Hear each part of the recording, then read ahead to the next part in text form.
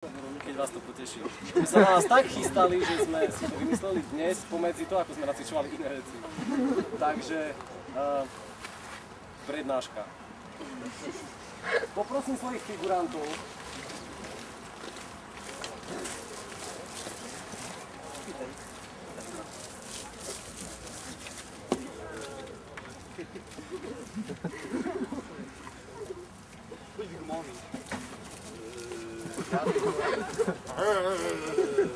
Tak sme figuranti.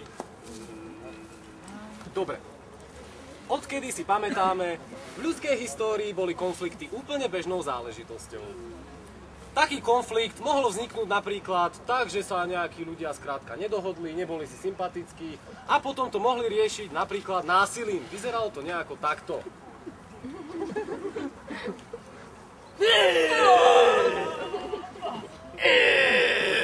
Tu by som rád zastavil prednášku a ukázal na zbrane, ktoré boli použité. Ako vidíte, primitívna zbraň v rukách primitívneho človeka nie je príliš efektívna, svoj účel síce splnila, ale len dočasne. Preto sa prešlo na zbrane trošku komplikovanejšie, ako sú napríklad nože. Poprosím figurantov. Haha! Aha!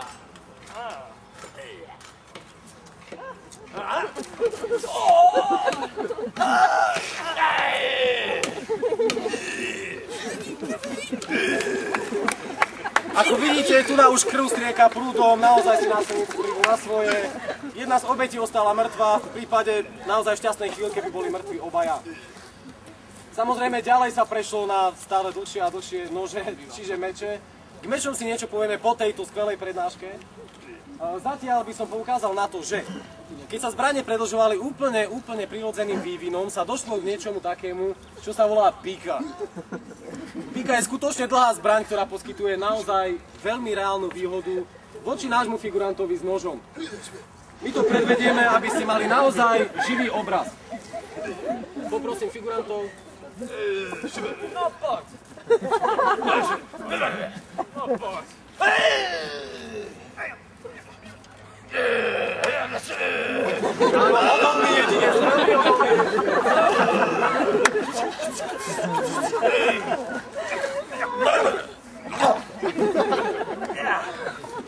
Tu ste naozaj videli, že dĺžka zbrane je naozaj veľkou výhodou. Samozrejme, druhá strana takisto nie je úplne blbá, čiže si takisto zoženie dlhú zbraň. Čiže niekedy v renesancii, alebo na prelome stredoveku a renesancie sa začali vytvárať rôzne formácie, ktoré používali takéto píky. Takže si predstavte, že Rišo je 1000 chlapov, že Capko je tak 400 chlapov v pomere s Rišom. A takéto dve strašné formácie sa stretnú ozbrojené píkami. Ako to asi môže dopadnúť?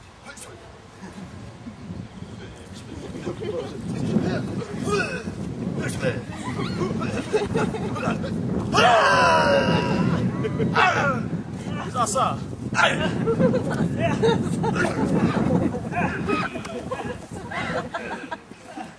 Áno, vidíte, že takéto vedenie vojny je skutočne veľmi neefektívne. Vojaci umierali veľmi rýchlo, nebolo to boh vie ako. Nejak sa tí ľudia potom nechytali, nechceli ísť na tú vojnu, také to bolo celé. Až prišiel niekto s tým, že treba ešte viac predĺžiť vzdialenosť a na to sa začali používať zbrane palné. Čiže ja poprosím ďalšieho figuranta, to je Roman, ktorý nám predvedie, ako by asi obstála formácia mušketierov proti formácii pikanierov. Píku styč! Píku boju! Raz! Hej! Raz ich dali! Pred! Hoď!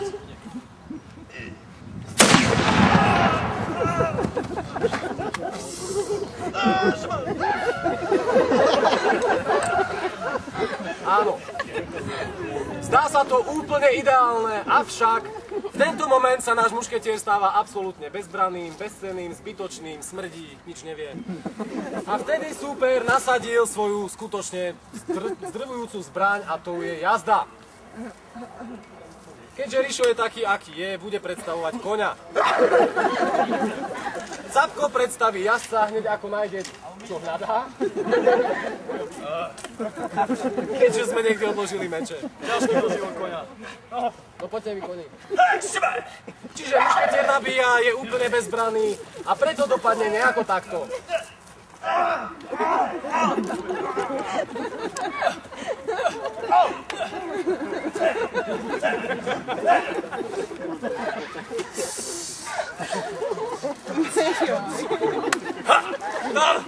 Áno.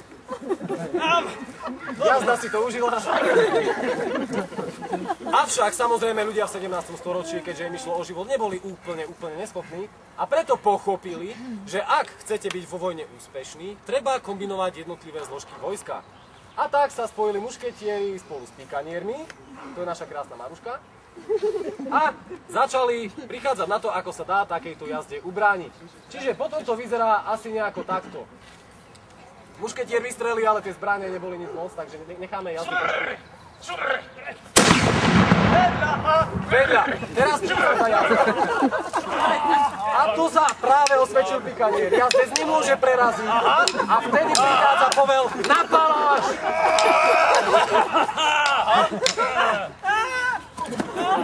Sloboda!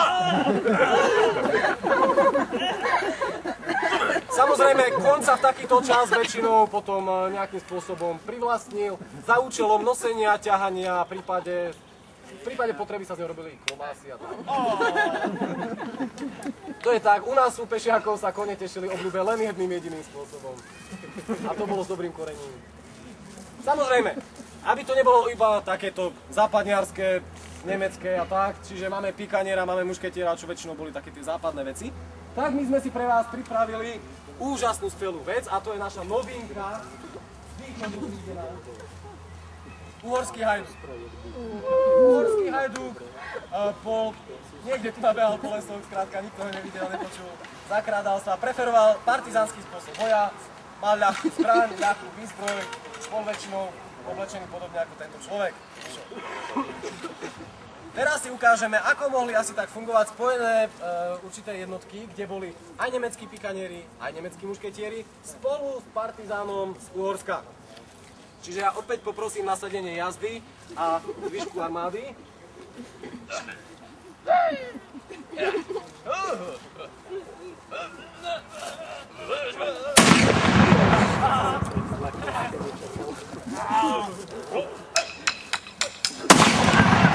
Tak to funguje. Dorazno! Moje.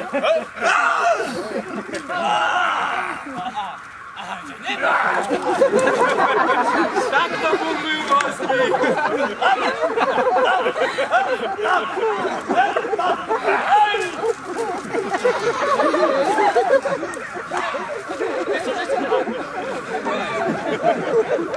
Čiže vidíte, že aj ten partizánsky spôsob boja má svoje prednosti, ľudia sa hlavne nasmejú to pec.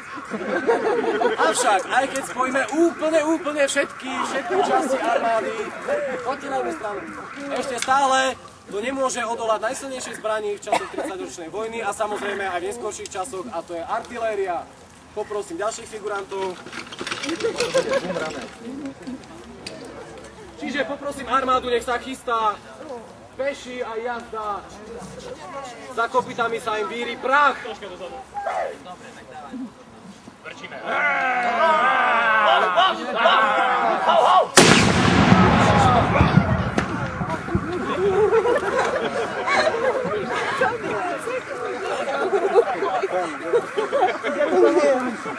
Čiže ako vidíte,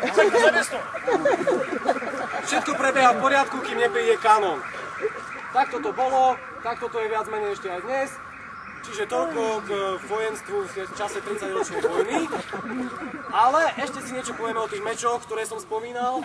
Takže aby sme vám nezostali dlžní aj nejaký skutočný šerm, tak dnes vám ho ukážeme úplne prvýkrát po zime. Takže poprosím figurantov, nech poodnášajú všetky pakšamenty a ideme ukázať niečo zo šermu.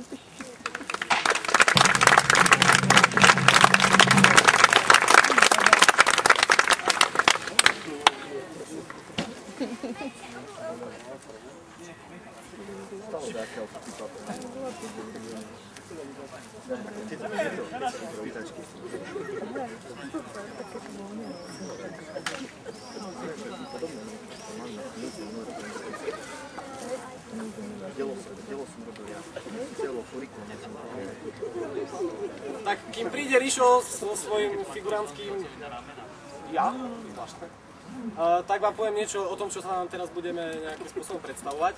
Pretože sme v zime pochopili, že bolo by fajn už robiť všetko nejakým spôsobom na úrovni, tak sme si naštudovali materiály aj ohľadne šermu a začali sme šermovať podľa nejakých doložených prameňov, čo znamená, že teraz vám ukážeme naozaj nejaké reálne techniky, ako sú popísané v knihách. To, či sme ich naštudovali naozaj správne, to nevieme, pretože zabíjanie nejakým spôsobom zvláštne, nezákonné, dnešnej dobe. Čiže nemáme nejak možnosť si to vyskúšať, bohužiaľ. Takže, čo sme si vybrali my, vzhľadom na to, že sa zaoberáme 30-ročnou vojnou, teda 17. storočím, vybrali sme si rapíry. Rapír je civilná zbraň, ktorá sa používala väčšinou v určitých občianskych sporoch, ako to bolo nazývané. V skutočnosti išlo o nejaké riešenie sporov, kde sa strašne ľudia pobodali na ulici. Ale nazvalo sa to honosne, čiže nejaké osobné spory. Rapír sa skladá z niekoľkých častí, ktoré tu nebudem opisovať, ale väčšinou je to čepel, ktorá sa pícha do ľudí. Je to dlhá čepel, má sa tu kde zapichovať, takže teraz vám ukážeme niečo zapichovacie. Jednu vec, asi to nebudeme robiť úplne rýchlo z toho dôvodu, že normálne na tréningoch máme konce olepené všemocnou lepící páskou, na ktorú sme dneska zabudli, čiže aby sa Rišovi nestalo toto, tak budeme musieť spomalšie. Inak mám nový meč.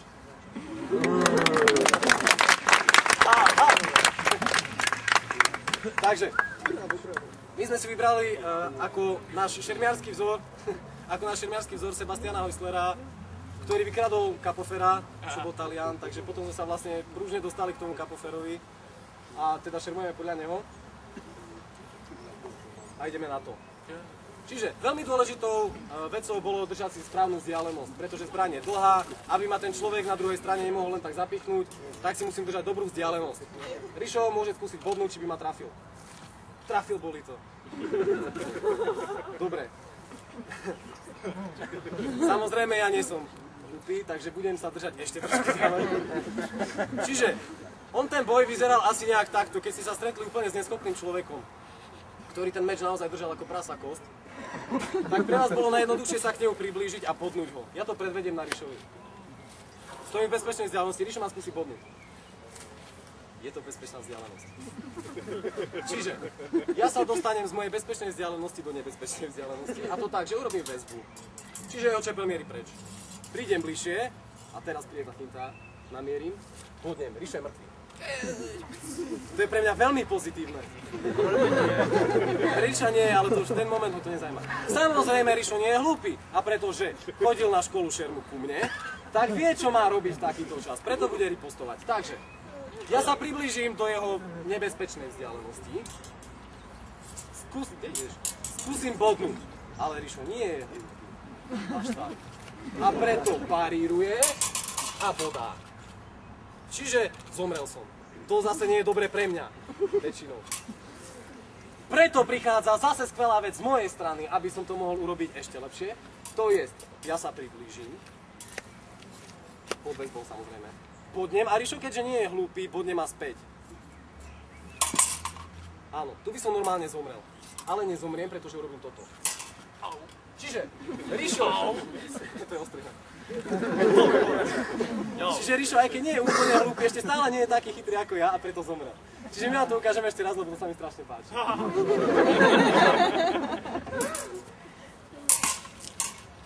A Rišo je mŕtvý zás. Samozrejme, existuje niekoľko rôznych spôsobov toho, ako sa dá z takýchto vecí utekať a bodá sa zase krížom krážom. My vám ukážeme ešte jednu. Falšen trick budeme robiť. Aha. Takže ma bodáš niekde tu. Tada. Čiže ja ho skúsim bodniť. Opäť raz. On nie je hlúpy. A tu ho bodám takto. Čiže zatiaľ čo, on sa ma snaží bodnúť po tejto línii a stojím, nabodávam si ho, teším sa, smejem. Rišo krváca, plače a padá na zem. Ďalej, samozrejme existoval